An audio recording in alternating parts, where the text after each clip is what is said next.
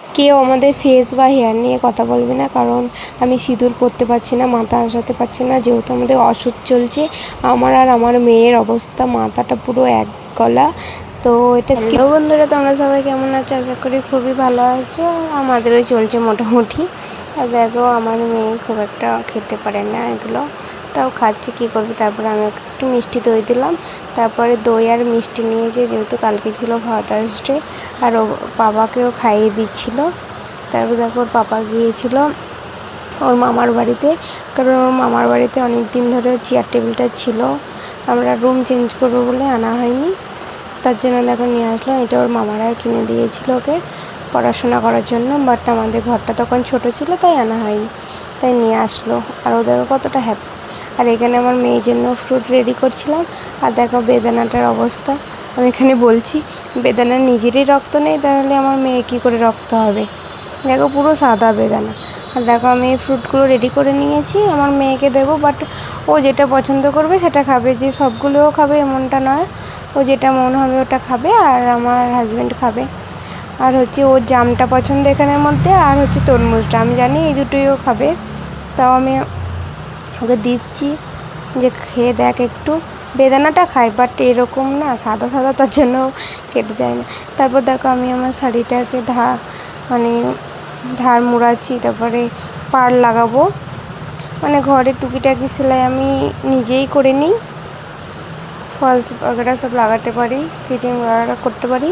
তো যারা যারা শাড়ির ফলস করাতে চাও তো আমাকে দিতে পারো, আমি নতুন নতুন চালু করেছি আর কি।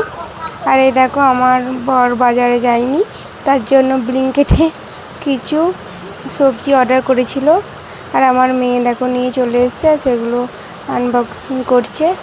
আর দেখো 2 কেজি আলু, 2টো মিষ্টি দই, তারপরে দেখো পটল, বেগুন, এগুলো অর্ডার করেছিল। বাট আমার কেন বলো তো, কারণ আমাদের ওষুধ চলছে, তার জন্য আমাদের এগুলোই খেতে হবে। এগুলো সবজি করে সিদ্ধ সিদ্ধ ভাত, ঘি দিয়ে এগুলোই খাবো আমরা। আর আমাদের ঘি যেহেতু 12 মাস ঘরেই থাকে, বাট ছিল না, তাও আমার ভাইয়ের বাড়ি থেকে নিয়ে এসেছিলো, বাট সেটা খেয়ে নিয়েছে ভাবিটা, আমিও খেয়েছি। তারপর দেখো 2টো মিষ্টি দই অর্ডার করেছিলো, সেটা দেখো আমার মেয়ের রিয়াকশান দেখো খুব সুন্দর, কারণ আমার দাদাদের বাড়ি আমি যেতে পারিনি, তাই দই মিষ্টি দিয়ে গেছিলো। ষষ্ঠীর জন্য অনেক কিছু আনা হয়েছিল, বাট আমাদের অসুখ হয়ে গেল, তার জন্য যেতে পারিনি। তো ওই মিষ্টি দইটা খেতে খুব ভালো লেগেছিলো, তার জন্য আমার বর দেখো আবার অর্ডার করে দিয়েছিলো। আর দেখো আমরা 3 জনাই খেয়ে নিলাম, কারণ আমার মেয়ে আমি জানি খুব একটা মিষ্টি দই পছন্দ করে না, ওর টক দই বেশি ভালো লাগে। আর দেখো আমার বর বসে থাকতে থাকতে আবার একটা জিনিস অর্ডার দিয়েছে। আর দেখো এগুলো মানে মেয়ে খুব ভালোই পারে, ও আনতে চলে গেছে, দেখো নিয়ে চলে এসছে। আর এটা হচ্ছে, ওয়েট করো, এটা হচ্ছে ঘি।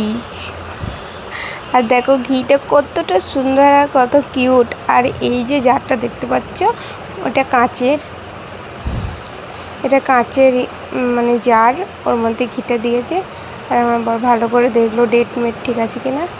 আর দেখো এখানে আমি সবজি বানিয়ে নিয়েছি, সব কিছু দিয়ে, ঘি দিয়ে, কাঁচা লঙ্কা দিয়ে, আর ভাত।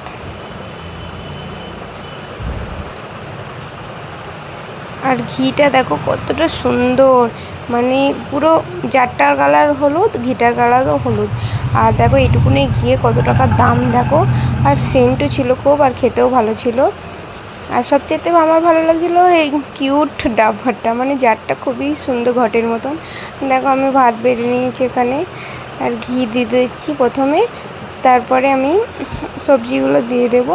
আর এখানে আলু, পটল, বেগুন, ছোলার ডাল, কাঁচা লঙ্কা দিয়ে আমি একটা সবজি বানিয়েছি। কী করবো বলো, আমাদের ওষুধ চলছে, এগুলোই খাবো এখন।